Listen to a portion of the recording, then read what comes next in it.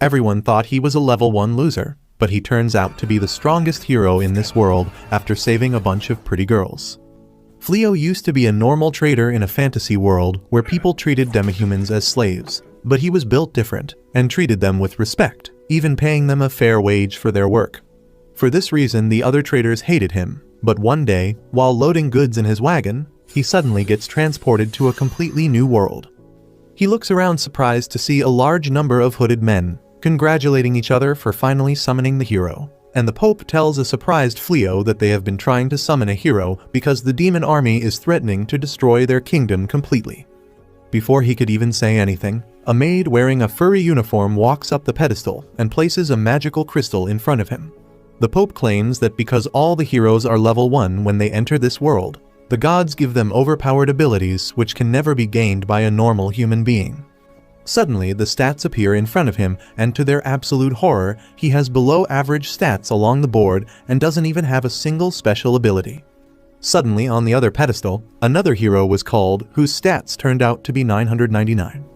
Everyone gets on their knees to gobble his whiner and start celebrating, while the blonde hero looks at Flio and laughs at his pathetic level.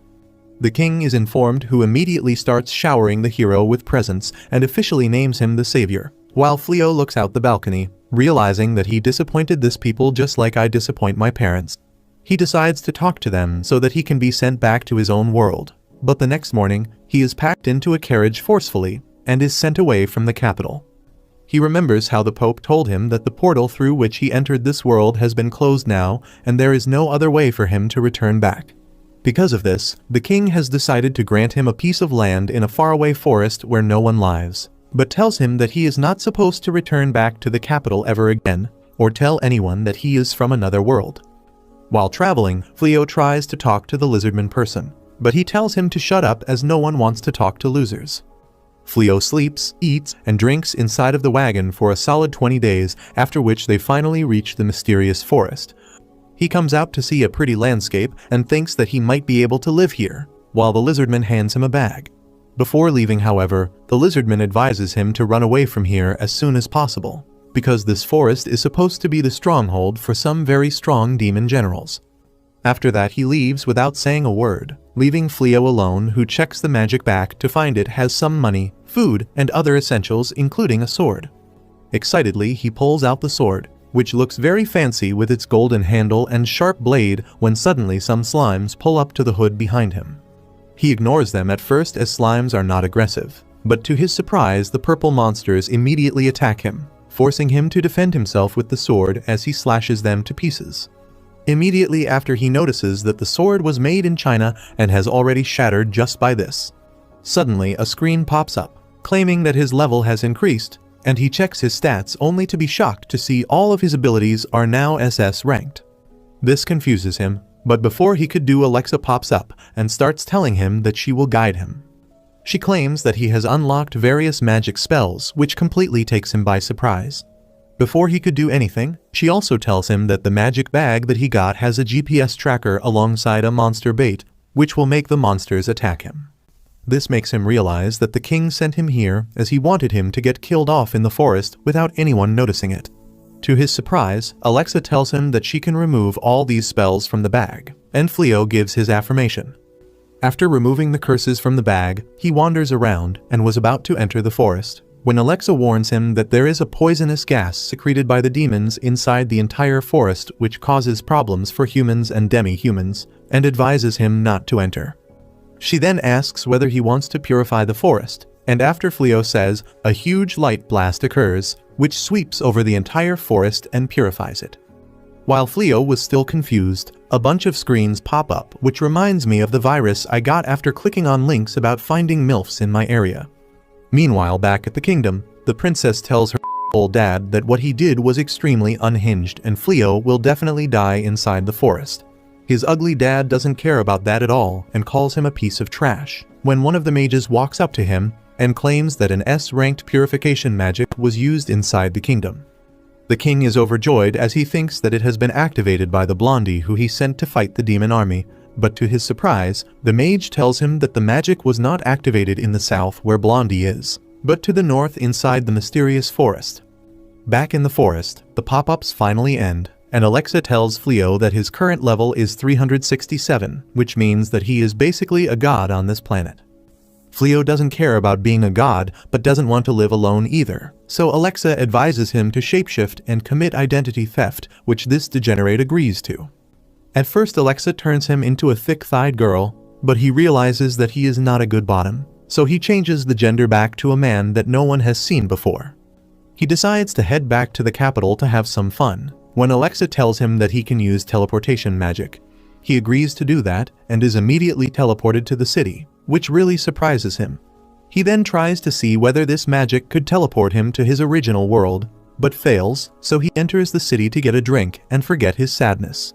He decides to approach the Adventurers Guild first to register himself, and the receptionist tells him about all the ranks different adventurers have before giving him his identification card, which has rank E written on it. He takes the tag and searches the notice board for any quests, when he notices a lowly asking the adventurers to escort her to the mysterious forest where her parents live. Sadly, none of the adventurers agree to it, as she doesn't have a lot of money and because the mysterious forest is very deadly. Flio decides to try his luck with the lowly and tells her that he is willing to take her back to the mysterious forest, and he won't even take his money as he knows teleportation magic. This shocks every single person present in the guild, and Flio realizes that teleportation magic must be a very high-ranked magic which only the top sorcerers could do. Suddenly, the FBI pulls up and a blonde bimbo puts her sword to his throat asking how many children are in his basement. The witch of the group claims that he must be a trafficker while the lowly hides behind Muscle Mommy. Flio immediately tells them that he is just an adventurer, and he stopped putting children in his basement ever since he got caught in his original world. The girls don't believe him and take him to an empty alleyway before telling him to show them the teleportation magic he was talking about, before promising that if he tries to run away, she will chop him to pieces. Flio turns around and activates teleportation magic, transporting all of them to the mysterious forest, which surprises all of them as they confirm the location on the map. The witch asks why is he still E rank, while the blondie goes down on her knees and apologizes for calling him a PDF file. The girl goes near the forest and notices that all the poisonous gases are gone. Flio was about to tell her that he purified it, when Alexa warns him that the girl is a demon. Suddenly, Blondie walks in front of him and draws her sword at the little girl, while Muscle Mommy, the archer, and the witch all get ready to attack. Without wasting any time, Blondie tells the lowly to reveal her true colors, and informs Flio that the guild put up a notice that a mysterious lowly has been trying to lure people to go into the mysterious forest. The archer claims that this forest is the home of a demon general, which makes it highly suspicious, while the blondie keeps pushing her sword towards her, making her cry. Suddenly, the expressions change, and the lowly starts smiling viciously, claiming that they all will die before her fangs grow, and she starts transforming into a demon to everyone's surprise. The lowly turned out to be a huge wolf demon called Fen, who is one of the demon army's 4 generals. She claims that the Demon King sent her to keep an eye on the adventurers, and she can't let anyone know who she is, so they have to die. Immediately, the entire area gets covered with a poisonous gas, while all the girls collapse on the ground in a very weakened state while Flio tries to help Blondie up. Fen is surprised to see that Flio is unaffected, but decides to deal with him later and attacks Blondie, only for Flio to save her at the last moment. He realizes that he can't run away while protecting all of them, so he tells Alexa to teleport all of the girls back to the capital, which saves their lives. Flio then gets ready for a fight using all the spells that he has at his disposal to try and win. Fen immediately rushes in for an attack, but Flio immediately uses instant transmission to dodge the attack and appears behind her. Fen immediately turns around and tries to strike him down with her sharp claws, but Flio uses earth magic and creates a wall which protects him from the attack. He immediately follows through with a wind attack, throwing her up in the air. Realizing that Flio is not weak, Fen quickly teleports out of the way and tries to land a surprise attack on him, but his reactions are quicker and is able to use his gravitation spell on her, forcing her to the ground, while she is completely stunned as she has never seen this magic before. He realizes that he needs to capture her right now, but he has no idea which spell to use. Thankfully, Alexa pops up and recommends him to use the slavery magic, which will force Fen to follow all of his orders, but he is not a Confederate and refuses to use the spell. Meanwhile, Fen tries to use a spell to escape, but Alexa nullifies the spell, while telling Flio to use the slavery spell. He refuses again, while Fen uses the teleportation magic only to fail once again. Flio struggles with the idea to use a spell to force someone into slavery, as he hated it in the previous world as well, but Alexa tells him that this is the only way. While this is happening, Fen continues to use spell after spell to escape this gravity magic, but fails again and again to the point where she falls over defeated and exhausted as she has no more magic left inside of her. She urges him to kill her as she has no way of surviving once his mana has been drained, but Flio tells him that he has no intentions of killing anyone and dispels the gravity magic. This surprises her as she stands up to face him and claims that she is a demon warrior who has fought against and killed several humans, so why would he let her live? He looks at her gently and responds that it doesn't matter to him whether she is a monster, because he will never attack or kill an enemy who has surrendered already. This surprises her and she changes back into her human lowly form, but without any clothes. Like a gentleman, Flio immediately puts his cloak on here and asks her to promise that she won't attack humans for no reason anymore. He then starts looking in his bag for some clothes, when he turns around to see that she has fallen over into a state of deep sleep as her mana is depleted completely. He smiles and puts her in a tent, and by the time evening comes, he lights a fire and starts checking all the different magic spells he has and remembers how people thought he was lying about being able to use teleportation magic. After a while, Fen finally wakes up and comes out to greet him, asking whether he used healing magic on her to replenish her mana. He smiles and tells her that she is safe, and she replies that it would have been totally valid if she was already dead by now, but because he spared her life, she owes everything she has to him and promises to never hurt humans again without any reason. He smiles and thanks her, but she isn't done and claims that she also owes his life to him, and will act as his slave from now on. He tells her that he doesn't need any slaves, which saddens her, and she grows her claws back, claiming that her life will have no meaning if she can't serve him, and tries to delete herself. Flio begs her to stop and claims that she can stay with him as long as she wants, which immediately makes her happy. A little while later, he tells her his story about how he is not from this world and was actually teleported here without his will as a hero candidate, but because he was super weak with no special skills. He was tossed aside by the king and left in the forest to die, as they didn't know how to send him back home. He then changes her appearance back to normal to show her how he actually looks, and tells her that he is technically banished from the kingdom and will have to constantly keep moving, which will be very problematic and stressful for her if she decides to follow him. She reassures him that she will stay by his side no matter what and pledges her life and loyalty to him, pleading with him to let her stay with him. Flio is shocked at this, but gladly accepts her proposal, which makes Flio really happy, and she hugs him tightly. Meanwhile, inside the castle, the hero comes back to report a massive loss against the demon army to the king, and when the king asks how did so many knights get wiped out in a single battle, he starts blaming him for giving him knights that were so weak that they immediately broke rank and started running here and there at the sight of a single demon. He then tells the king to be thankful for the knights that were able to survive because of him and storms out of the court. Following this, the king turns towards one of the knights and asks what actually happened at the battlefield. The knight paints a totally different story, claiming that the hero was a massive coward and was hiding behind the ranks of the knights even though he was the strongest. Moreover, the moment strong demons started attacking, he decided to run away, while telling the knights to cover his retreat. The king holds his head in disbelief, not knowing how to save his kingdom, while the hero walks back to his chambers, angry at himself for not getting any stronger even after trying so much. The next morning, Flio takes Fen back into the city where they walk through the market and decide to act as husband and wife to avoid causing unnecessary suspicion. They soon head out into the Adventurers Guild to get Fen registered so that they can take on some quest and earn money. She soon gets her adventurer's tag, which makes her really happy because it's the same rank that Flio has. They head over to the notice board to get a quest, when an emergency quest is announced by the receptionist. According to her, a lot of monsters have been seen in the forests near the city, and they seem to be moving towards the town to destroy it. Everyone gets scared as the monsters being this close to the city means that the hero failed to destroy them. The receptionist also announces that they will pay 10 times the usual amount for each monster killed. Flio claims that the pay is pretty good, but they should skip fighting these monsters as they sound strong. Fen looks at him confused and tells him that they are no match against him, but he doesn't believe her, claiming that even the hero wasn't able to defeat them. Fen tells him that if he won't come then she will go alone and kill those monsters, and if she can kill them, then Flio can kill them as well because he is stronger than her. He agrees, and they teleport towards the forest where they find an empty house which the guild has set up as their base.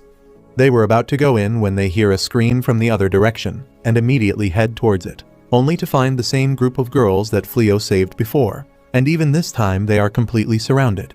Fen looks at them and tells Flio that they are pathetically weak, while one of the monsters try to attack the muscle mommy who tries to fight with an injured arm but gets thrown back.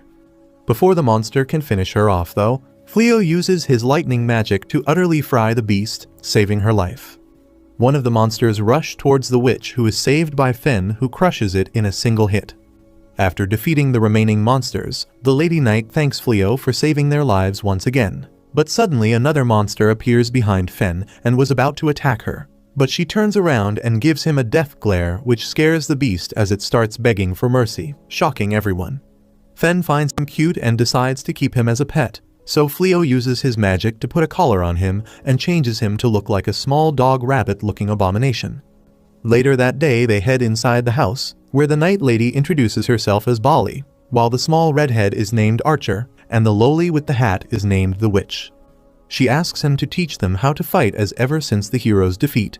He is refusing to fight against the demons because he needs a capable right-hand man who is strong enough to fight the monsters. So the king has told every knight to become strong enough to take down one of the monsters alone.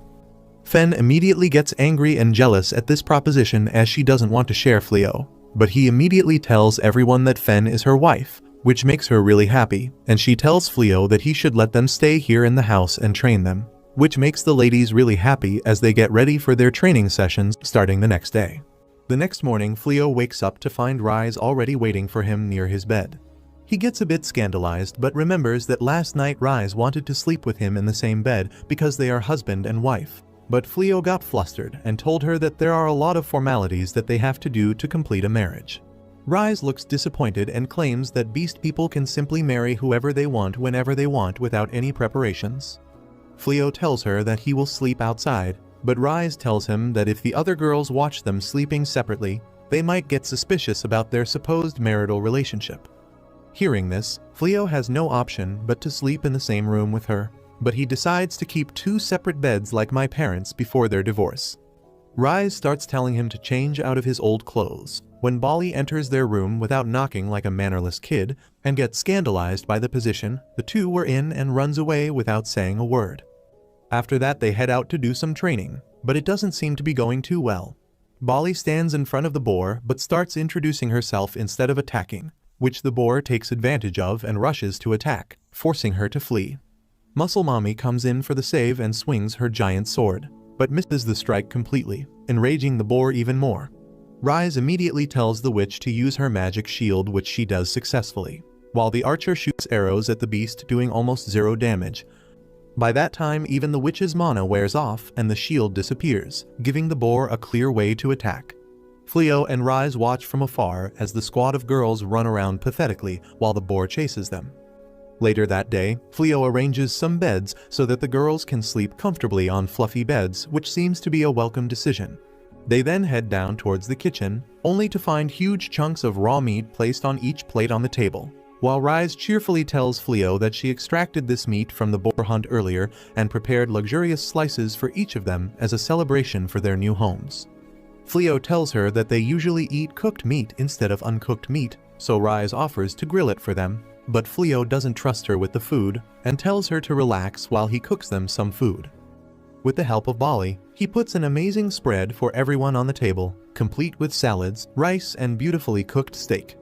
Rise seems to get jealous while Flio comments on how good Bali cooks, who claims that her family belongs to the nobility, but they lost most of their money and prestige, so she always had to cook for herself, and ended up enjoying the process. Everyone starts eating, commenting on how good the dishes taste, but Rise is still skeptical as she thinks fresh meat tastes best when raw, and plants and leaves are the food of weak animals who get killed by stronger beasts. Flio encourages her to try some salad, and to her surprise, she ends up liking it a lot. After that she tries the steak and her entire world turns upside down as she has never had such a tender and juicy piece of meat with a golden brown crust. She downplays how good the food was and promises everyone that she will cook food that's even better than this next time. Later that day, Flio and Rise visit the capital to sell the boar demons that they hunted down. And because the boars are considered as class of demons, everyone is surprised because Flio is supposed to be a newbie and not an S-rank hero. Flio realizes that they will have to tone down the amount of strong monsters they kill to avoid suspicions, and Rise agrees. She then tells Flio that she needs to go into the town for some personal errand and will meet him later. Flio bids goodbye to her as he gets called by a furry who asks whether they can talk alone. Flio doesn't kink shame anyone, so he goes alongside the furry into a different room, where the man tells him that his achievements have been a topic of discussion amongst the people of this kingdom. According to him, even the king got to know about him and his exploits and want to grant him the position of an honorary knight, which is one of the highest honors a man of common descent can achieve. The king wants him to serve under the hero and protect the kingdom from the demons. Flio doesn't even have to think about it, and immediately declines the offer, claiming that he is happy living his life as is and has no intentions of joining the fight against the demons. This surprises the furry, but Flio doesn't care and comes out of the guild by the time the sun starts setting. He finds Rise waiting for him, covered in ash and beaten up, which worries him, and he asks whether a demon attacked her. She tells her that it was nothing, whereas in truth, she ended up going to a cooking class that she saw a poster about and tried learning how to cook. Unfortunately, she just doesn't have the aptitude for cooking and ended up always messing things up, and even blew up the entire class with her magic when she tried to get a flame. After that, 1 month passes by without much happening, but the king's men always come to his house, time to time asking whether he would want to join the hero's party to battle against the demons, but every time Flio refuses. After that, he checks onto Muscle Mommy, who got interested in farming and created a small garden with the help of the doggy and was able to successfully grow fresh produce, but because of that, she basically stopped training to fight. Meanwhile, Rise tries to get the fear of shooting a living thing out of the archer, as she only practices with a wooden target. Rise tries to use the tender meat of the beast chicken as a motivation, but it fails.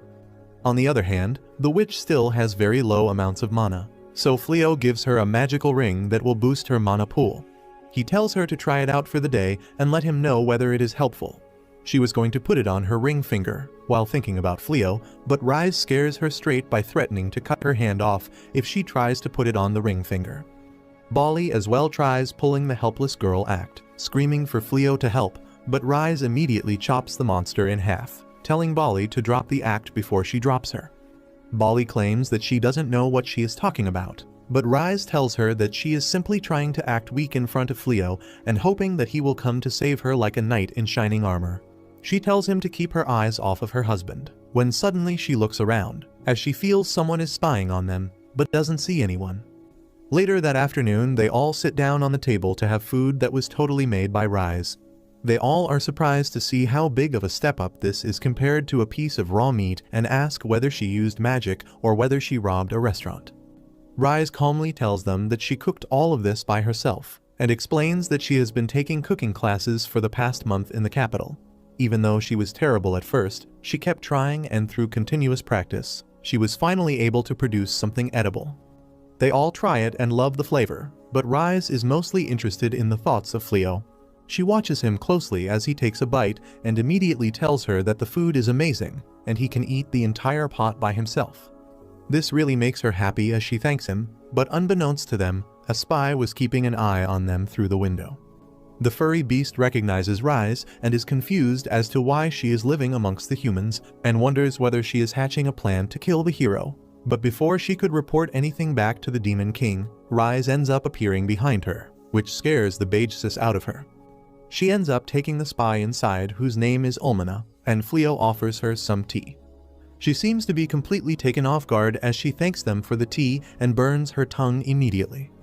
Rise immediately comes down to business and asks what the hell is Demon King's personal assistant doing in this forest. Ulmana tells her that a lot of demons died in this area, so she came to investigate and ended up finding her. Rise tells her that the demons were killed by her when they attacked, and that she is now living happily with Flio, who also happens to be her husband. Ulmana is surprised at this revelation, but Rise immediately asks whether she wants to cause trouble for them. Ulmana gets scared and tells her that she has no such intentions and burns her tongue once again. She is unable to understand how a human like Flio is so calm in the presence of a demon, and tries to check his stats but fails. She then asks Rise whether she knows anything about what happened in the northern forest, as there are no demons alive there anymore. Flio looks at her and tells her that he cast a purification magic on the forest, but didn't know that it will kill the demons, and apologizes. Almana is beyond shocked and asks whether he is really the one who cast the purification magic, and then she turns to Rise asking whether she knew about it. She claims that Rise's brother was also in the forest when this happened and ended up dying because of Flio. Rise's face turns dark as she tells Almana to shut her mouth. Flio looks at Rise and asks whether she knew he killed her brother. She tells them that her brother was a wolf warrior and the worst thing to do would be to mourn his death. Moreover, he was one of the 4 generals of the Demon King army and should have known better how to deal with this situation. Rise looks at Flio and tells him that it doesn't change her feelings for him even a bit, as she fell in love with him because he was strong, but now she learned how kind he is and loves him even more. The girls end up overhearing this, and the witch faints as she realizes that Rise is actually the legendary wolf that almost killed them. Almana, on the other hand, simply gets up and asks Flio to spar with her, and he agrees. Once outside, their battle starts and Almana immediately jumps up before using a poison attack on him, but at the same time casts a magic circle to hurt Rise. This enrages Flio, who dispels both of her attacks with the click of his fingers and uses a crucifixion magic to trap her in the air, as he threatens her never to attack Rise again and tells her to leave. The next morning, they hear a loud commotion and run outside, only to see Almana on top of a huge dragon army, flying towards them to take revenge. Instead of getting scared though, Flio gets really excited as he has never seen a dragon before and always wanted a dragon scale. He immediately uses his lightning magic and brings down almost all of the dragons to the ground completely barbecued, while Almana stands there in disbelief as how can someone dismantle the strongest force of the demon army alone. Muscle Mommy wonders whether she could have thrown a hoe at them and gotten the title of Dragon Slayer, and Flio tells him it's not too late to try. She throws her hoe at one of the fleeing dragons, and Flio uses his boost magic on it, which kills the dragon in an instant, giving her the title of Dragon Slayer. He immediately gets surrounded by the rest of the girls, asking him to help them as well, but he claims that the dragons are already gone and he can't do anything now. Almana runs away immediately while the Demon King watches all this from his castle and decides to head out there in person to deal with this annoying adventurer and kill him and the traitor Rise himself. The next morning, the girls are still huddled around Muscle Mommy as they can't take their eyes off the title of the Dragon Slayer. The witch even brings back the hoe that killed the dragon as a souvenir. While they were ogling at the title, Bali walks outside the house and tells them that she is heading off into the forest to kill some more monsters.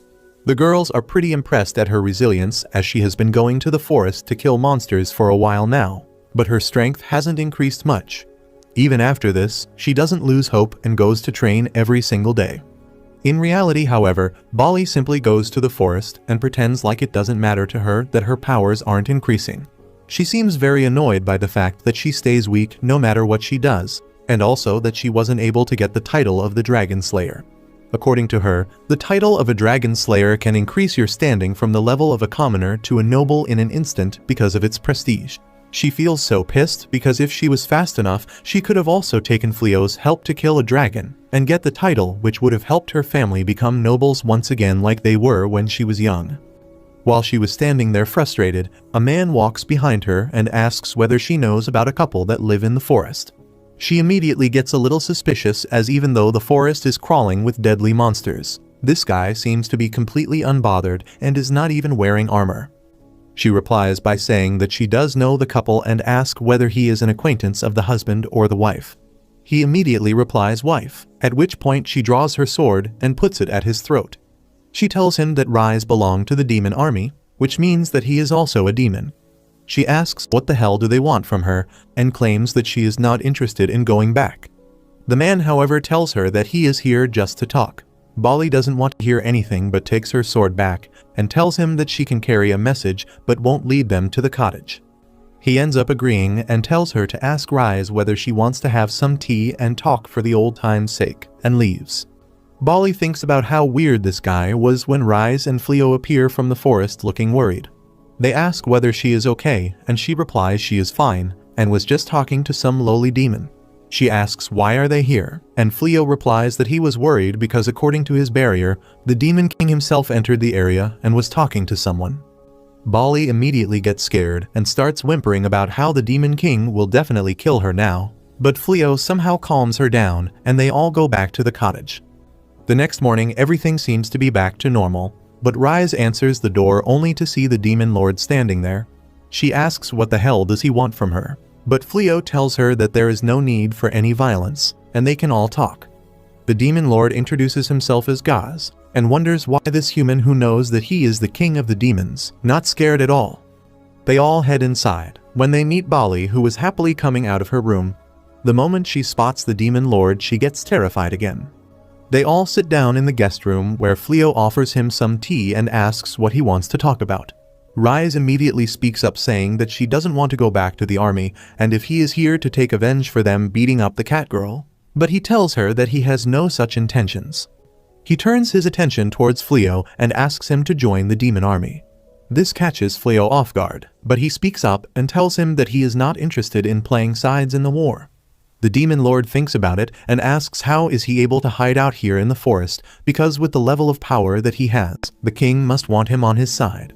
Flio, however, defends his position by saying that he doesn't have to fight for the side of humans just because he is a human as well, and he doesn't even know why the hell is the war happening, because he came here from a different world. The Demon Lord claims that the battle started 500 years ago, when a person from a different world came here and became the first Demon Lord. He was extremely powerful, and noticed that the humans treat the demons as second-class citizens, so he raised a voice and a lot of demons followed him, resulting in a massive war. Ever since then, the Demon Lords have kept fighting the humans over one matter or another, but he claims that he doesn't really have any ambitions to kill all humans or to take control of the world. At that very moment his aura changes and with extreme anger as mana overflows out of him, he shouts that even though all he wants to do is live peacefully, if the humans target the demons and kill them, he will not stand by and watch like an incompetent jackass. He then turns to Flio again, hoping that this would intimidate him, and asks whether he would still want to join the Demon King army, but Flio refuses once more while sipping his tea. The Demon Lord calms down and starts smiling at the fact that this mere human is so stubborn and fearless, and claims that this must be the reason the king couldn't force him to his side either. He stands up and claims that he is not done yet and will come again soon before leaving.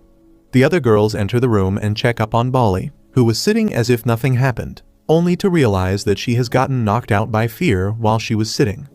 Bali finally wakes up the next morning and comes down to wash her face, but the moment she enters the kitchen, she spots the Demon King dining with Rise and Flio. She gets terrified once again, while the Demon King, who seems interested in her, asks her to join them. She immediately tells him that she is not dressed properly and runs away. The next day she goes outside in full gear only to find the Demon King waiting for her, asking whether she would like to go on a walk with him, but she runs away while saying that she needs to practice. A couple of days pass by and once again, while she was overlooking the farms, the Demon Lord appears to pass some time with her, but she runs away again. Meanwhile, inside the kingdom, the reports of a certain demon visiting Flio's cottage has been spread, and the king seems pissed beyond belief as he shouts that first Flio refused to help them, and now he is also joining the opposite side. He immediately commands them to mobilize the army and destroy Flio's home and his entire party. Before that could happen though, the princess intervenes and asks whether doing this is beneficial, as he could be wrong about Flio, and he could be rejecting the advances from the demon army. She claims that if they go to destroy him, it will simply force them to join the demon army for good.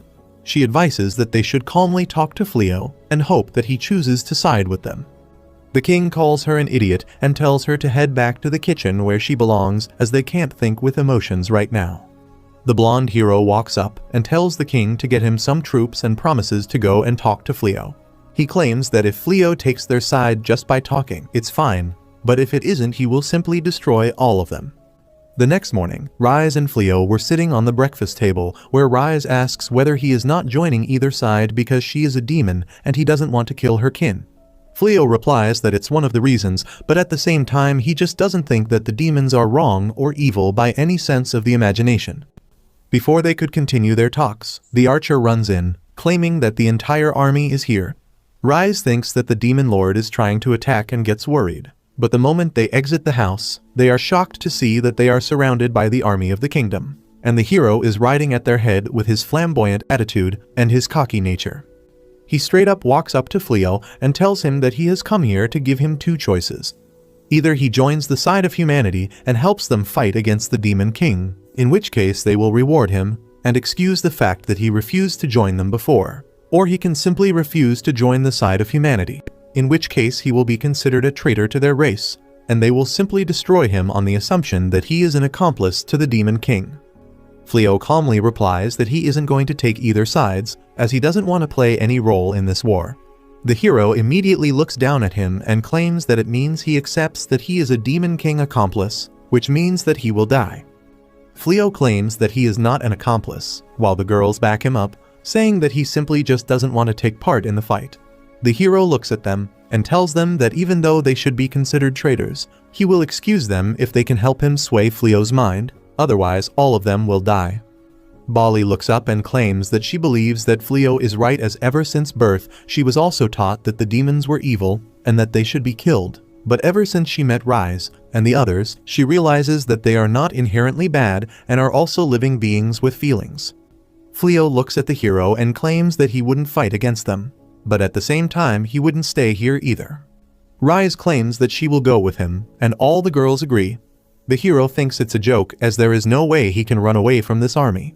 But to his surprise, Flio simply uses his teleportation magic and transport his entire party alongside his house and his fields to a completely different location. The entire army is shocked at this, when suddenly the Demon King returns to meet with Bali.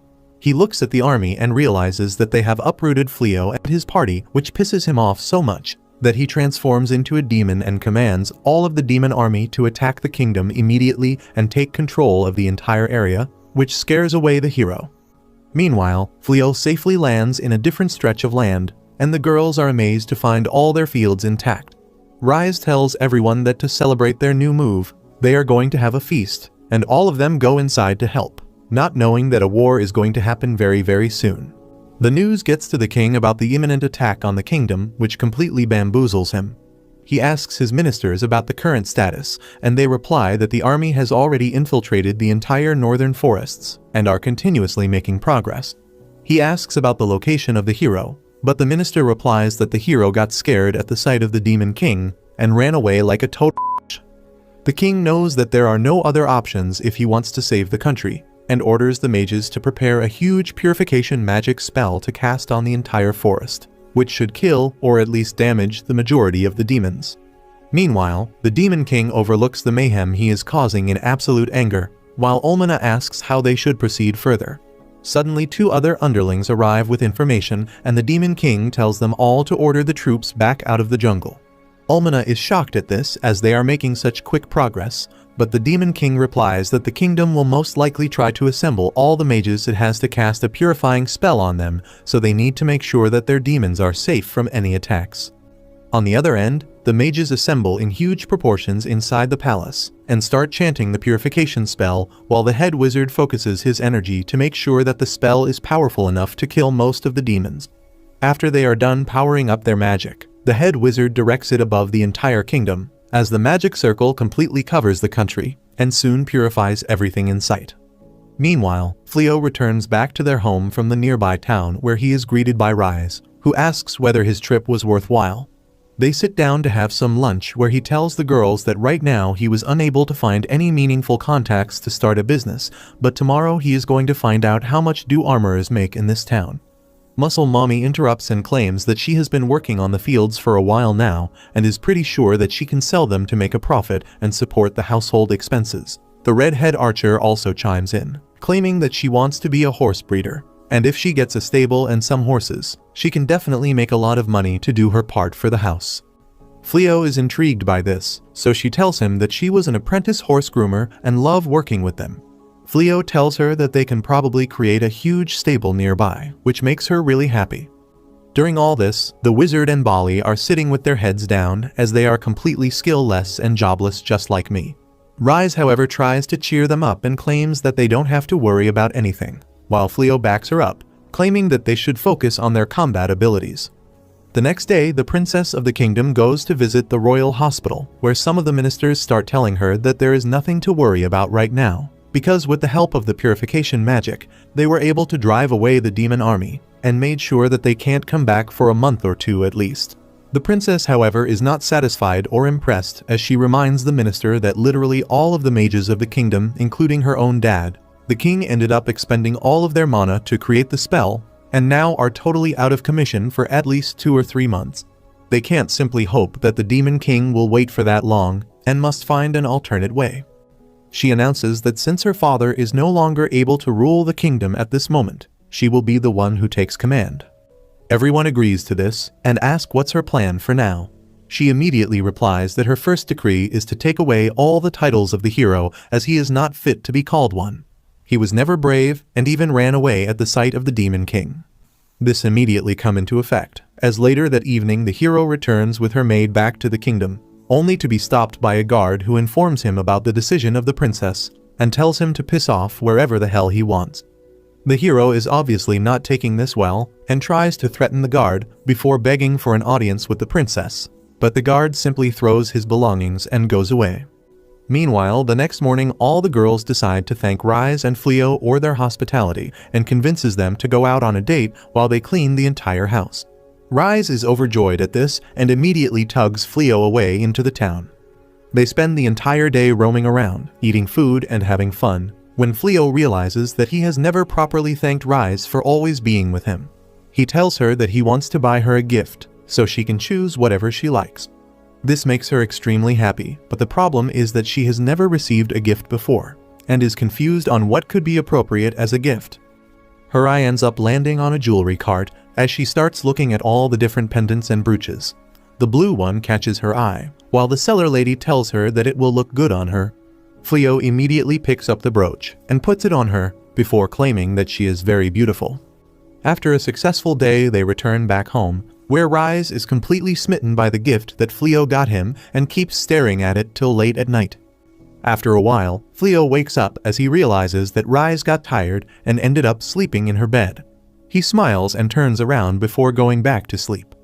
Back inside the kingdom, the hero ends up infiltrating the castle and knocks out a bunch of guards to enter the royal treasury. He starts searching through a bunch of treasure as he tries to look for any magical item which might boost his powers and help him defeat the Demon King, which will get him the title of the hero back, and he could then live his life lavishly like before. While searching, he suddenly hears a voice calling out to him.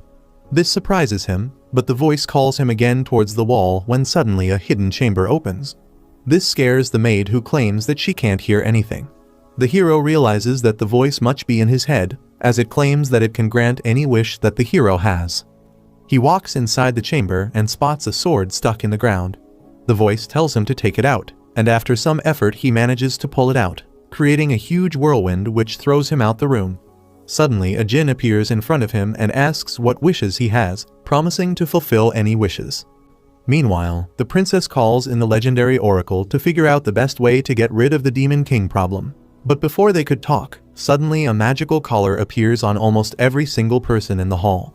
This surprises them, as they have no idea what is the meaning of this. But the princess has read her history books and immediately realizes that this is the brand of sacrifice which can only be produced if someone made a wish to the jinn.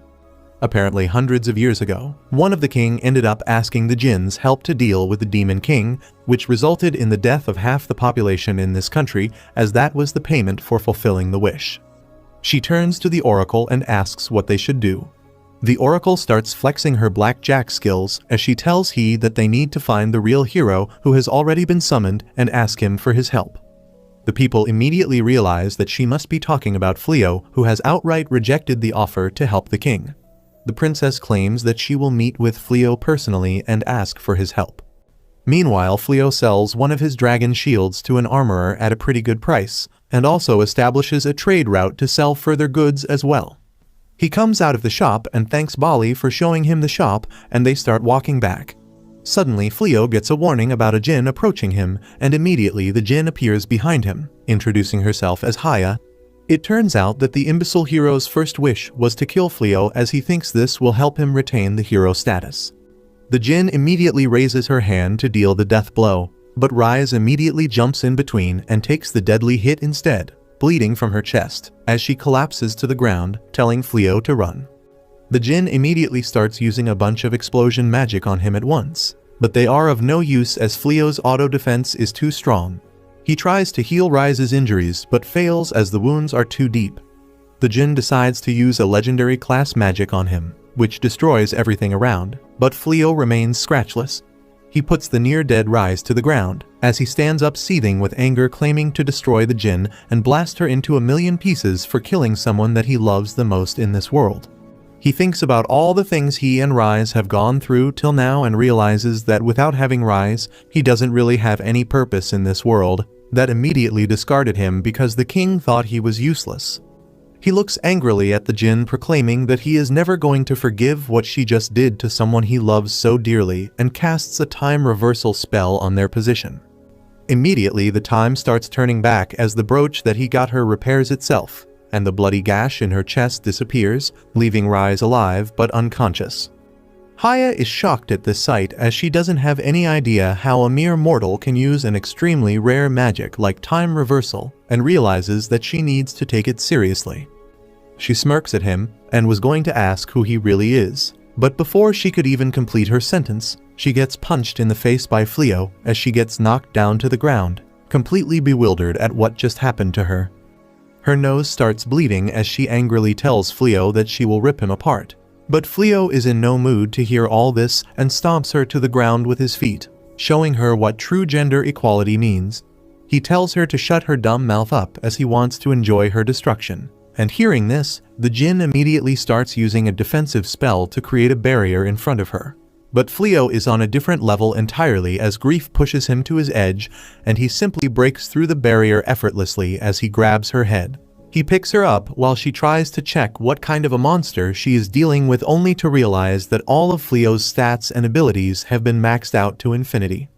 She can't believe her eyes as Flio slams her into a wall, and then starts pounding her with his punches before delivering an uppercut that would put Mike Tyson to shame. Meanwhile, Rise finally stirs awake to find herself surrounded by a huge crater and realizes that she has no wounds on her. Confused and dazed, he looks at Bali for an explanation, but she just replies that Flio saved her life and then directs her gaze towards the direction of the fight. Rise can't believe that her mild-mannered husband is punching and kicking a girl in the middle of the street just like the good old times. He punches her around for a while, which surprisingly makes Rise happy at first as she tells Bali to see how he is fighting for her. But soon she remembers how Flio told her that he hated fighting and doesn't want to hurt or kill anyone. Meanwhile, Flio punches her into a half-dead mess before grabbing her by the neck and picking her up in a chokehold. The Jinn pleads with him for forgiveness, but all the mercy has been drained out of him as he tells her that she is going to die. Just before he kills her though, Rise rushes behind and grabs him, pleading with him to let her go. This snaps him back to reality, and he loosens his grip and Haya falls down to the ground unconscious. He turns around and immediately grabs Rise's face to feel the warmth emanating from her, and a wave of relief swipes over him as he hugs her tightly, glad that she is okay. Meanwhile, the princess and her party gets teleported to the village where Flio is currently living as she thanks the mages to help her even after being so weak. She tells everyone to search in different areas when suddenly the seals on their necks break off completely. Everyone is relieved but surprised at why this happened as the princess wonders whether the Jinn failed to fulfill the wish. Back in the castle, the guards have completely surrounded the treasury where the hero cries about how the Jinn lied to him about killing Flio. Suddenly, a magical entity gets released from the chambers and possesses the body of his servant and starts laughing about how she has been locked up for ages now because of the Jinn. She immediately changes her clothes into something more appropriate as it's a man's world, and uses her magic to make the hero drop to his knees. She immediately uses her magic to transform him into a magical monster, who destroys the walls and starts walking up to the castle where she wants to take revenge on the royal family. She notices the faint remains of the teleport spell and decides to follow the mana to find the heir to the throne so she could kill them. Inside the village market, Flio starts healing the Jinn back to full health, and she slowly regains her consciousness only to get scared by Flio as she hides in the corner asking for mercy. He tells her not to worry as he will not hurt her. She seems confused and asks why would he ever heal her, and Flio calmly replies that he healed her because Rise is completely fine. Bali runs up to him and asks what does he think should be done with the Jinn as she can't be trusted to normal guards. He suggests that they might be able to seal her back inside the castle treasury like before, as he has recently gotten a number of new spells to use, one of them being mind reading. He claims to have used this spell on Haya to find out why she attacked him, and now he knows that she was ordered by the hero to do so. Haya is beyond shocked, as memory reading is something only the Jinns can do, and no mortal has ever been gifted with the ability before. He claims that even if he seals her back in the castle treasury, there is still a chance that someone releases her, and it would again be a problem, so they need to find a more permanent solution. Rise jumps at this moment in front of them and claims that she has a solution, which is for Haya to become Flio's servant. Haya is shocked alongside Flio, who tries to stop her, but Rise tells him that this is the best way of making sure that no one misuses her again, and if a Jinn joins them, their power will increase exponentially as a party. He looks down at her and asks if this is really something that she wants, as this Jinn is the one who hurt her in the first place. Rise takes a deep breath and claims that it is hard to say, but at the end of the day she got injured because she was weak and failed to protect herself, so she forgives the Jinn. At this point, Flio extends a hand to the Jinn, asking her whether she would join him in his adventures and vow to never kill anyone. Haya is surprised, as mostly humans only work for their own greed, but this man seems to be exceedingly kind and has no bad intentions in his mind. She accepts his offer and stands up, vowing her life to him. He apologizes for beating her into a pulp before, as he lost hold of himself, but Haya tells him not to apologize, as she thinks about how exciting it was to get beaten up. Flio looks around to see the destroyed ground and houses and thinks about using the time reversal spell to fix everything, but the Jinn tells him not to use time reversal ever again, because it has several repercussions that he has no idea about. She also tells him that he has a special ability which lets him use the entire spell library of any magician who attacks him, and that's why he is able to use mind reading and time reversal magic that are bound only to the Jinns. She tells him to watch Interstellar to learn what happens when you mess with time, and tells her to use some other magic spell like the restoration magic. Later that evening, the party returns back to the house where the remaining girls were waiting on the couch. They all get shocked and terrified at the sight of a Jinn in their house, while Flio explains that she had nowhere to go, so she will be staying with them. The archer is scared of the Jinn and asks Bali whether it would be fine, but Bali simply tells her to shut up, as she tells Haya that her room has been made. Later that night, Flio enters the room to find Rise in a saddened state. He sits beside her and asks what's bothering her, when suddenly Rise climbs on top of him with tears in her eyes and asks whether he will return back to his own world now that he can use the magic of Jinns. She clings to him tightly and tells him to take her with him, as she can never live alone. Flio calms her down and tells her that he will never return back to his normal world, and he can't take her with him anyways because the world is not fit for demihumans like her. He promises that he can't live without her anymore, which he realized today when she was almost lost to him. He looks in her eyes and asks her to marry him for real this time, as he only wants to spend his entire life with her. She obviously accepts the proposal and they start making out, but just as things were getting hot and heavy, they notice that Haya has been watching them go at it from door. Flio tells her to leave immediately, embarrassed, as she tells him that she is his servant and needs to know his position at all times. Flio tells her that he needs some private time as they bicker, while the girls downstairs who were listening to everything decide to get some sleep to prepare for the next adventure. A couple days pass by and the princess of the kingdom is still on the lookout for the fallen hero Flio, as she roams the entire village trying to gain information about his whereabouts, but no matter how much she tries, she keeps coming back empty-handed. Meanwhile, at the cottage, Haya has made herself at home as they all sit down on the breakfast table, which was prepared by Haya instead of Rise. The others seem to be pretty shocked to hear that a Jinn can make food, but Haya claims that she can simply make food appear from thin air thanks to her magic, but Rise told her not to use magic if she wants her food to be eaten by Flio at all. That's why she made all the food with her own loving hands without using even a little bit of magic. She claims to have enjoyed the process and tells them that she could do that every day. But Rise replies that cooking and packing food for everyone is her job, so she could maybe help with the cleaning of the house. Haya immediately replies that she will clean the entire house spotless immediately, which manages to grab the girls' attention as they stop eating and think that more or less the only job they do is to clean the house. And if Haya starts doing that as well, they will become practically useless.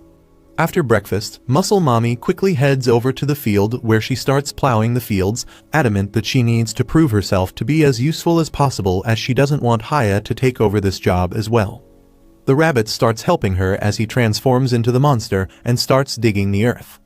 Meanwhile, the redhead archer is working in the stables as she thinks about how she wanted to be a coachman but still is stuck on simply dealing with the horses to make sure they are in top shape.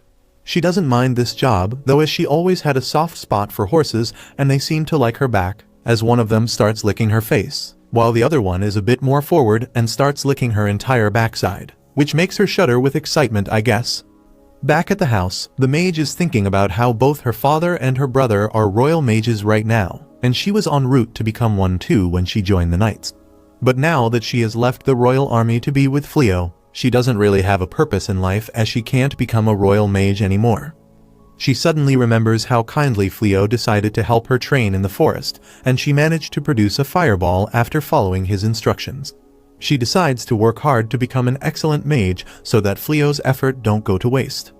Suddenly, they hear a loud scream from outside that seems to be the Muscle Mommy, so both Archer and the mage exit the cottage only to find a huge purple-colored horse with a horn on his head completely destroying the fields as he goes crazy in the area.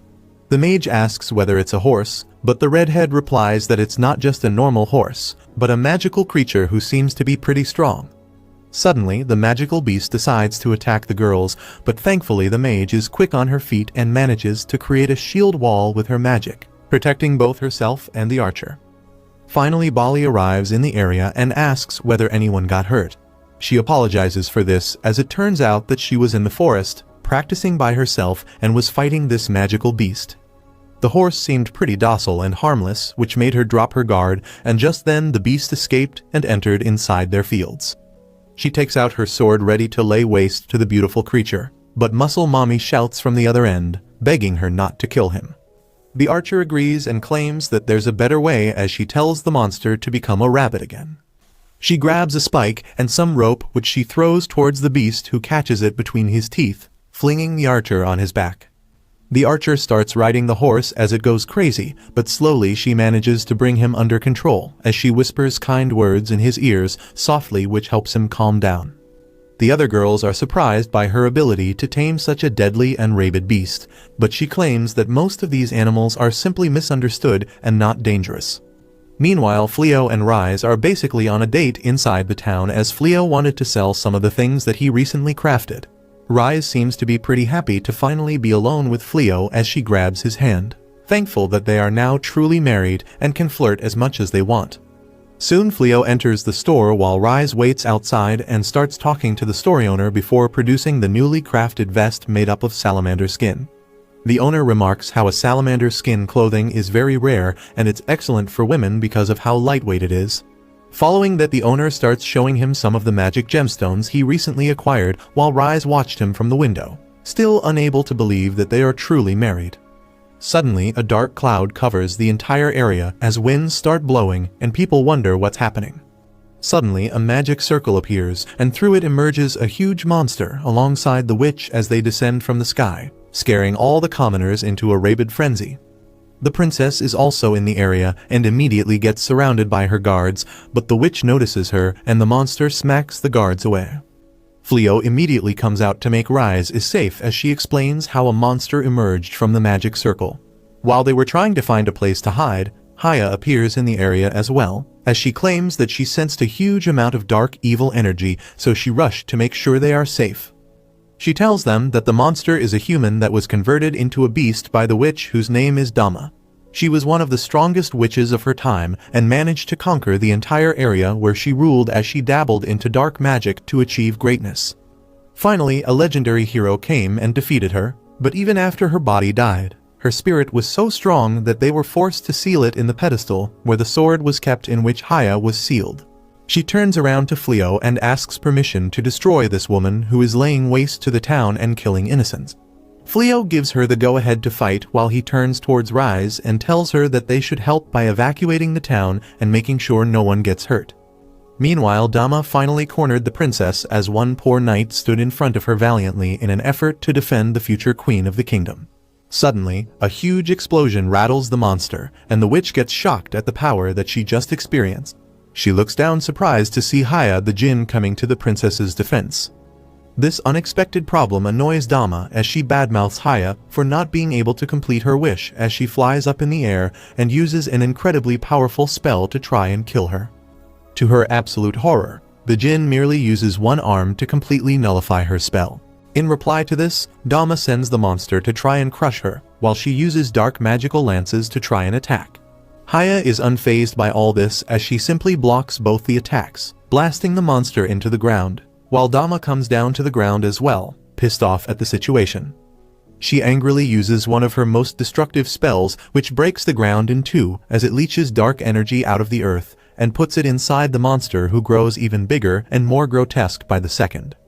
The monster starts moving ahead as the princess looks in horror, when suddenly the magic circle powering the beast breaks and the monster returns back to its normal size.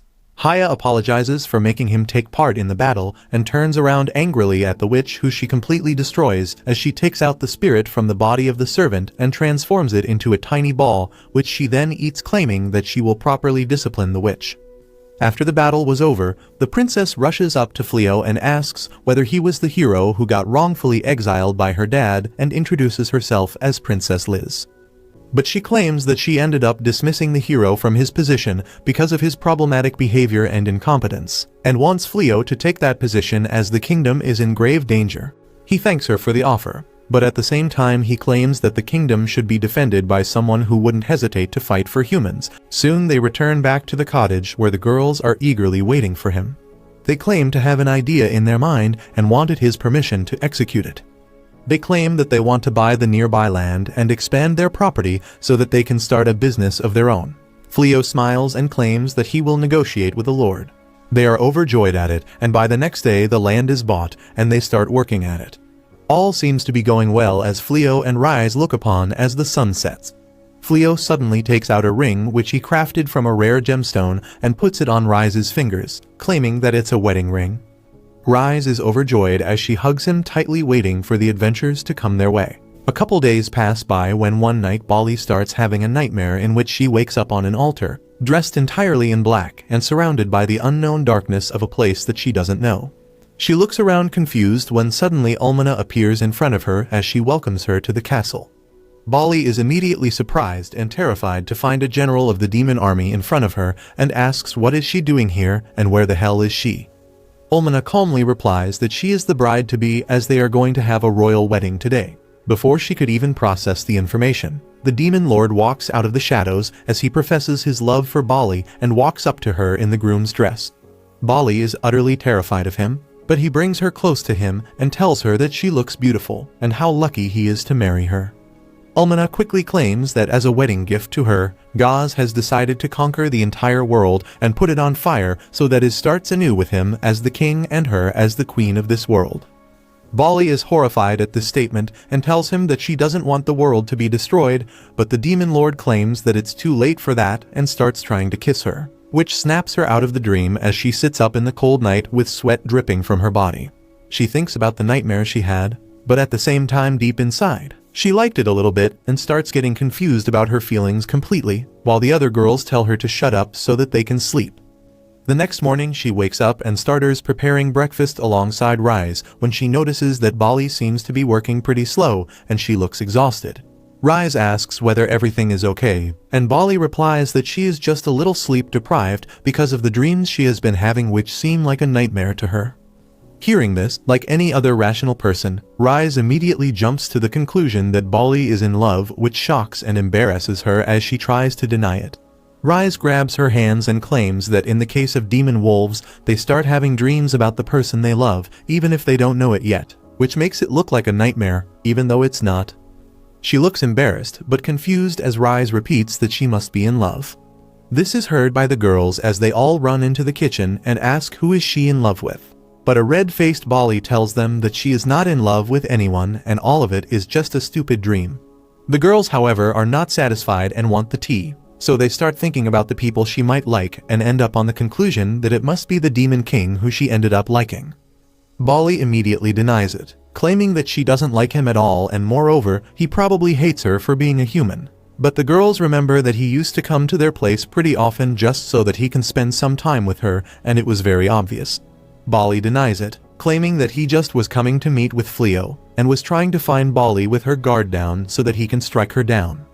The girls, however, have decided what is the story that they prefer more, as Muscle Mommy tells her that she should steal the Demon King's heart completely, and that way even she can live alongside him, just like how Rise and Flio live together even though they belong to different races. Suddenly, the Jinn gets curious and asks Rise about how and why she fell in love with Flio, and she replies that there isn't really one particular point, but he was very kind to begin with, which is usually considered a weakness amongst the monsters, but he was strong at the same time and easily defeated her. This, alongside his cordial nature, made her fall in love with her. Flio ends up hearing all this, which makes both of them embarrassed. While Flio's party was jacking off at the other side of the kingdom without any care, the princess and all the royals were worried as they have no idea what to do against the demon army. Suddenly, one of the ministers runs up to her and claims that the gold that Flio gave them for the reconstruction of the city is the special golden coins that were only given to the heroes.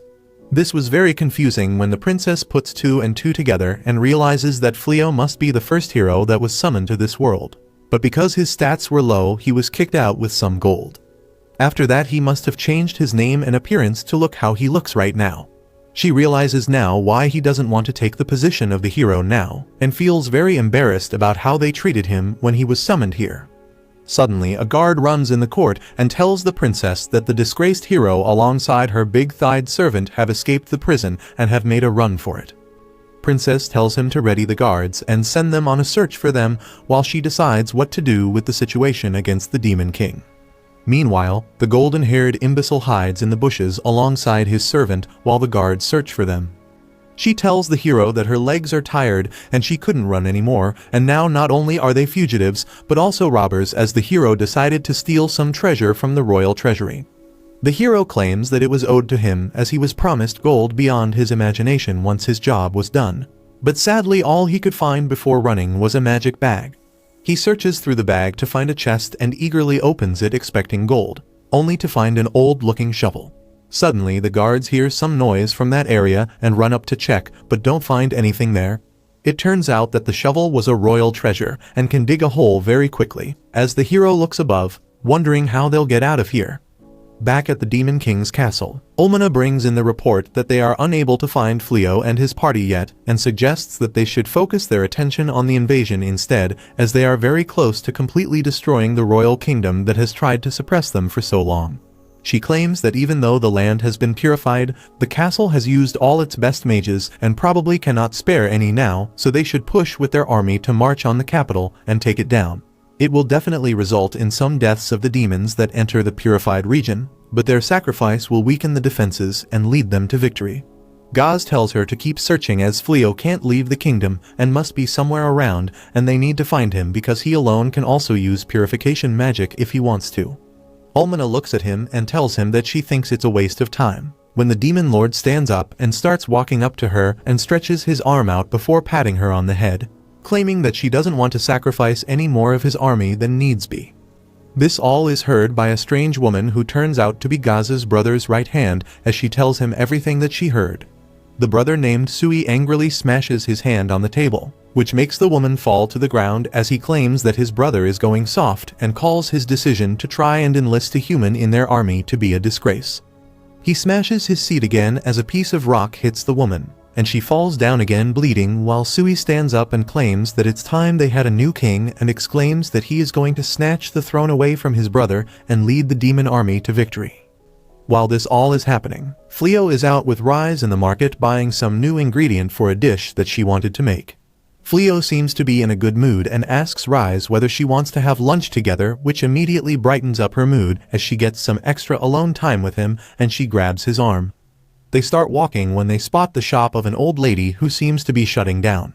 They ask what happened, and she claims that she can't find suppliers anymore because the war has reached the villages nearby since the last attack and the area has been destroyed. This saddens both of them as they realize that there is no running away from the war. They start walking once again when Flio appreciates how resilient humans can be, as a lot more shops are opening in the area as well.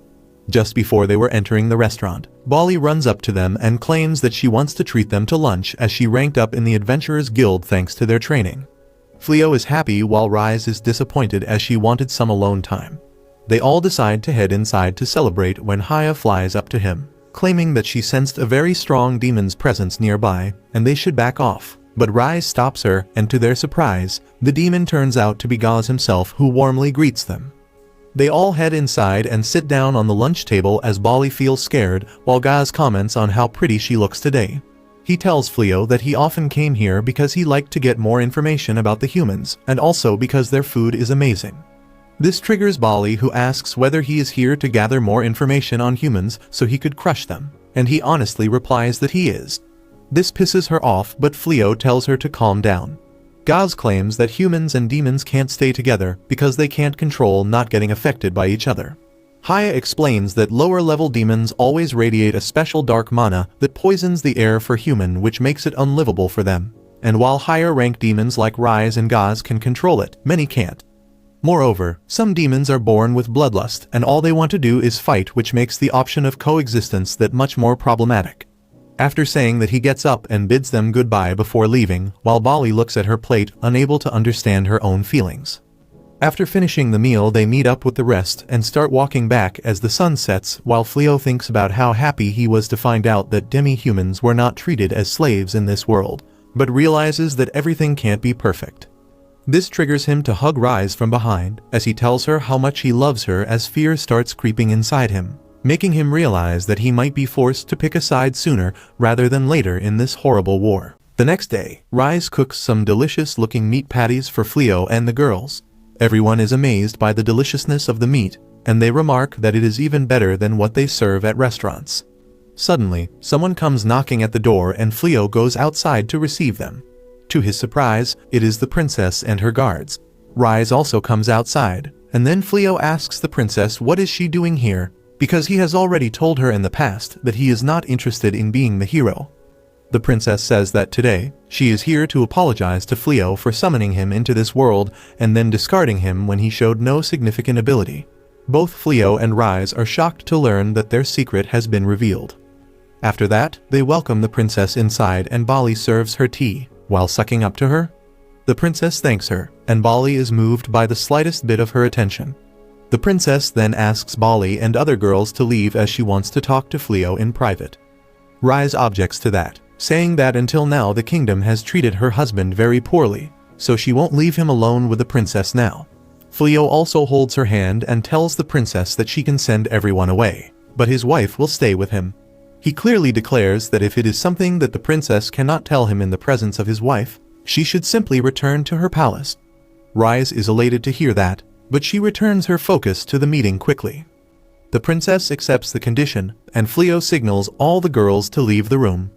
Once they are left alone, the princess falls to her knees and apologizes wholeheartedly on the behalf of the kingdom. She says that the spells they placed on his bag, and the act of banishing him to the dangerous forest are their greatest sins. Flio tells her to raise her head because she is not talking to a hero, but to an ordinary merchant right now. The princess asks him if he won't accept her apology, but he tells her that it won't change anything.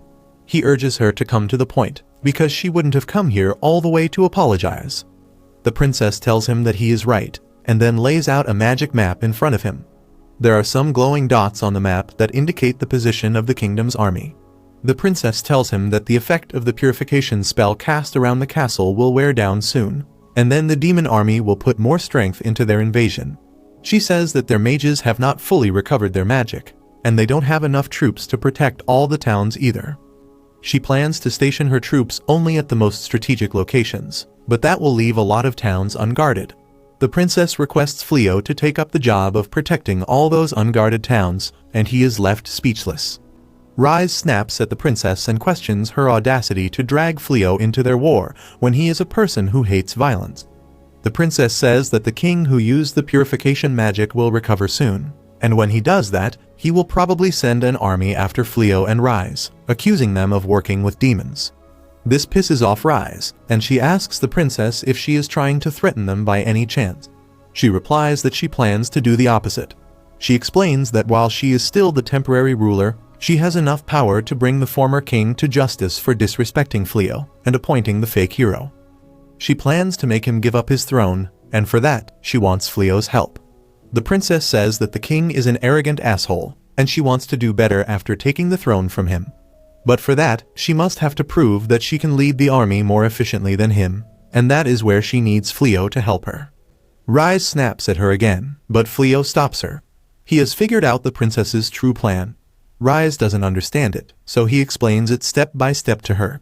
He tells her that the princess showed him the location of their troops on the map because she trusts him. She wants him to keep this information only to himself to prove to the world that he is not going to join the demon army. The princess admits that he is right, and adds that she also wants to save the towns as well. She once again requests Flio to help her. On the other hand, the former hero and his thick servant are still on the run. They are hiding behind the bushes, and the girl suddenly starts crying because she is feeling hungry.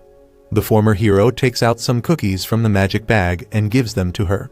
He then asks her why is she still following him after all this, and she has the same question for him too. She knows that she is just dead weight, and he would be able to escape more easily if he ditched her. He is flustered on hearing this, and then the girl says that the moment he broke them out of the prison cell was pretty cool. She keeps praising him, saying that he has his moments every now and then, and he starts blushing. He gets up and tells her to hurry along, when suddenly a black spider creeps next to her. The spider squirts some web and ties up the girl. Before the disgraced hero can help her, he is also tied by the spider web. A goth demon mommy comes there and says that she found some good-looking specimens to sacrifice for her next experiment, freaking both of them out. Back at Flio's home, he lies in the bed at night, thinking about his discussion with the princess earlier. Rise notices him lost in thoughts, so she comes over to his bed. He tells her that while he hates fighting, he can't stand the thought of small towns being in danger as well. He adds that he has been thinking that if he and Rise have kids of their own someday, he wants them to live happily alongside the children of both humans and demons.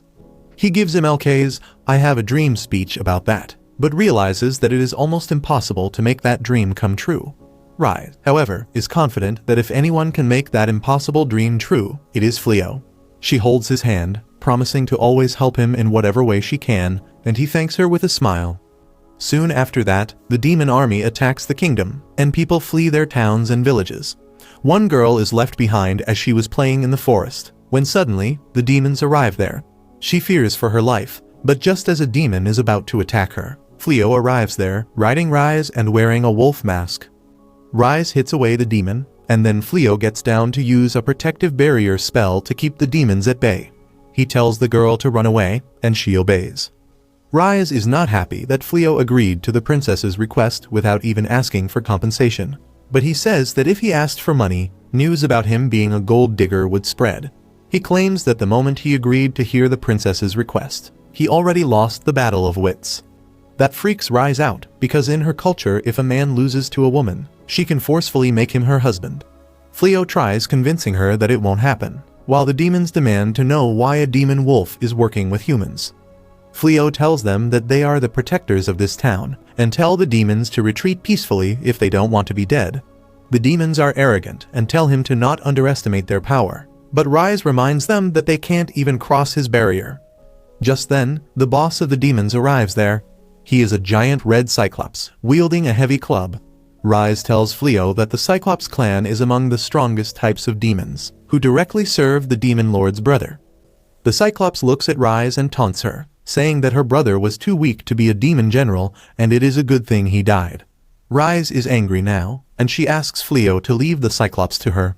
She says that she won't let her brother's death defame their proud clan, and as his sister, she will reclaim their name and show who is the strongest demon clan to everyone. Flio says that he has no right to stop her since it is a personal matter, but he still asks her to not kill the demons. She agrees and exits the barrier.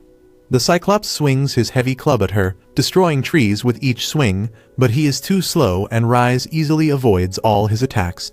He keeps chasing her, and she uses her superior agility to deal small wounds to him repeatedly. The Cyclops asks her if she thinks this will be enough to defeat him. Rise tells him that if she was her old self, she would have already torn him to pieces. But after meeting Flio, she has learnt to control her power. She tells the Cyclops to be grateful to her husband because he doesn't want him dead, and then activates a skill to leap high in the air. With her next skill, she switches positions with the Cyclops, making him free fall. He eats his club towards her, but that turns out to be a rookie error as Rise exchanges their positions again. The Cyclops is hit in the head by his own club, and then Rise decides to finish him off. She is floating 4 trees in the air with her magic, and then uses the gravity magic to accelerate them towards him. She hits the 4 bite wounds she had given the Cyclops earlier, and nails him to the ground with that. The Cyclops asks his minions to attack her, but Flio uses his magic to restrain all the demons instantly. Rise says that he should have let her deal with all of them, but Flio says that they have already won, and he has seen how strong she is. He then heals the Cyclops, who gets confused about his motive. Flio tells him that he is just doing this so that he can go back to their home peacefully. He then activates a lightning magic to intimidate the demons, and says that if they don't leave by their own will, he can send them back by force. Everyone starts trembling with fear, and soon they run away. With that, Flio can take down the barrier he had cast, and he remarks that it is a good thing they succeeded. Rise hugs him, and says that all the practice they did at home paid off. Earlier, Rise had taught Flio that the most important thing in a fight is pressure. She told him to be confident and overbearing to scare the demons, and it really worked. Rise, however, wonders if this was the best way. She believes that breaking all bones of the demons would be a better way to make sure they don't return again. Flio agrees that she is right, but he believes that this method would only aggravate the hatred between humans and demons. Just then, the townspeople come there to thank Flio for saving them, but they are concerned about the demonic wolf with him. He assures them that the wolf is his partner. The girl they saved also comes to thank them. Flio reveals that they are here at the request of the princess, and they should thank her instead of them. With that, he gets back on Rise, and they ride out to the next town. Soon, the news about a masked adventurer and his wolf partner scaring off demons reaches the princess. The princess realizes that the adventurer is none other than Flio, and her heart is full of gratitude for him now. She thinks that he has done a lot for them, and this time, she must pay him back. Meanwhile, Flio and Rise are at their job of scaring the demons away. Demon Lord Gaz is watching over them, and he is not happy that his brother Sui sent the troops here without his permission. Just then, one of his servants comes there and informs him that Sui has staged a coup and already captured the throne room. In the Demon King's throne room, Sui sits on the throne, while the goth mummy that works for him shows him the 2 humans she has kidnapped. She tells him that everything is ready, and when Gaz comes to face them, she will sacrifice the 2 humans to the demon god to perform a secret technique that is sure to defeat even him. Sui waits for his brother eagerly, thinking that after he defeats him, the title of the Demon King will be his. The next morning, Flio gets a pair of unexpected visitors in Gaz and Ulmana who ask permission to come inside. Both of them sit down alongside Flio and Rise with some tea, while Flio asks what's the special reason that they are here today. Ulmana seems to be in a rather bad mood as she simply looks down, while Gaz smiles at them and claims that he is here to ask a favor from Flio. Our hero seems taken aback as he doesn't know what can he give to the literal Demon King. He asks what kind of favor he wants, and Gaz calmly replies that he wants permission to stay in his house for a while. Flio sits there unblinking as he tries to digest the news, but Rise thinks that it's a joke and starts laughing.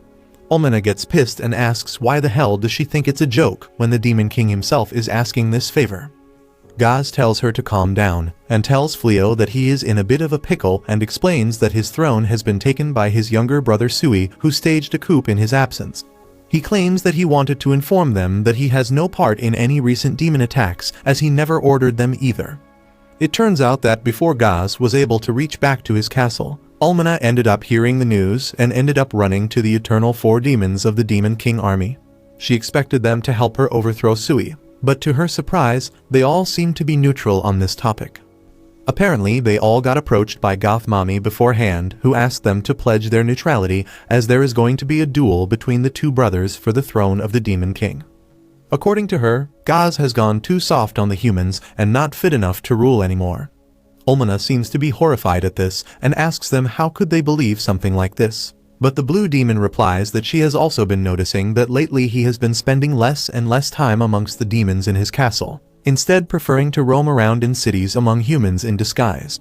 She thinks that this might be a good wake-up call for him to realize that the underlings are starting to revolt against his ways. Defeated, she turns towards the two-headed phoenix demon and tries to emotionally blackmail him by claiming that he was raised by gods personally, but the bird replies that it is a completely different matter, as when it comes to the matter of succession, only the strong can rule, and lately Gaz has been unable to make tough decisions, causing the war against humanity to stagnate. She finally turns towards the centaur and asks whether he is becoming a traitor as well, because if they were loyal they should be walking up to the throne and throwing every person who participated in the coup into the prison so that they can never see the light of day again.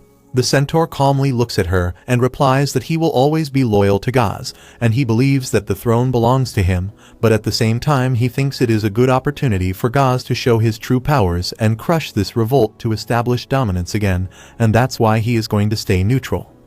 Almana feels defeated but walks alongside them into the throne room, where they find Sui sitting on the throne alongside the goth mommy who tells them that they are in the presence of the new demon king. The blue demon girl tells her to calm her horses as Sui hasn't won the throne yet, but the goth mommy reminds them that they have pledged their neutrality.